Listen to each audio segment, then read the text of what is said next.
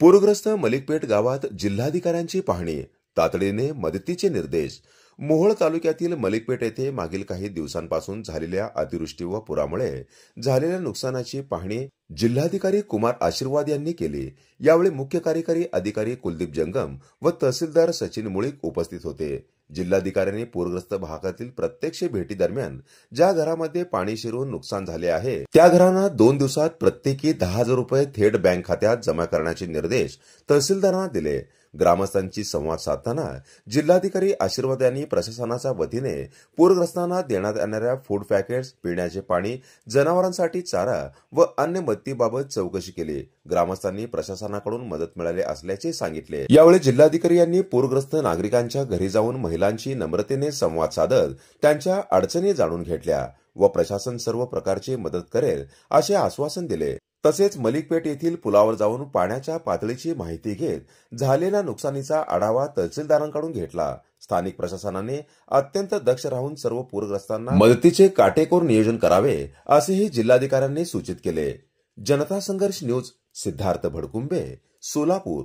तुम्हाला तर काय काय मदत लागेल, काय परिस्थिती आहे, काय मदत लागेल। आता 4 वाराबद्दल आमची चर्चा झाली आहे। त्याशिवाय तुमची काय तुम्हाला काय मदत लागेल त्याबद्दल जमीन मध्ये खचले गेली, पाण्याला बासरा सगळं गेलं। आम्ही काय आम्हाला वाटलं थोडं पाणी येईल म्हणून आम्हाला शाळेवर पाठवलं। ह्यांनी मदत केली, आम्ही गेलो शाळेवर, सगळं होऊन गेलं। ते हातरायपुरतं पांघरायपुरतच नेलं, आम्ही काहीच नाही राहिलं शिल्लक।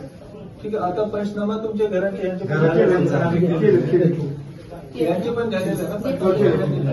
उद्यानं तुम्हाला 2 ते 3 दिवसात 10,000 रुपये तुमच्या अकाउंटमध्ये येईल, शासनकडून येईल। पंचनामा झाले 2 ते 3 दिवसात 10,000 रुपये येईल। अजून तुमचं नुकसान जास्त झालं, बरोबर आहे, नाही ठीक आहे, बरोबर आहे। नुकसान तुमच्या जास्त झालं आहे, त्याबद्दल कुठल्या प्रकारचे हे नाही आहे।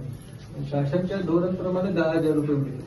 आता असू शकते की शासनाने निर्णय घेतला की जास्त त्यामध्ये वाढवलं, पण जिल्हा प्रशासनच्या जे हे आहे ना की आम्ही पंचनामा करून ते यादी पाठवतो, तो झालाय। कारण 2 दिवसात मला पैसे 10,000 तर किमान मिळेल, 2 ते 3 दिवसात। ठीक आहे, अजून काय हे आहे चाराबद्दल मला ते चर्चा झाली आहे, बाकी काय प्रश्न सांगा।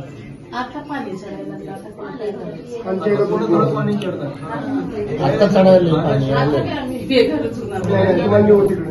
धाराशिव मध्ये अहिल्यानगरमध्ये जेव्हा मोठा पाऊस पडते ना ते आमच्या जिल्ह्यात येते, बरोबर आहे। आणि ते पुन्हा आता तिथे मोठा पाऊस आता पडत आहे, आता पाणी वाढत आहे, त्याबद्दल कोणी काहीच नाही करू शकत। एवढेच आहे की तुमची सुरक्षा तुम्ही हे करून थोडा बाहेर निघून द्यायची, थोडं दूर शेल्टर होम आहे।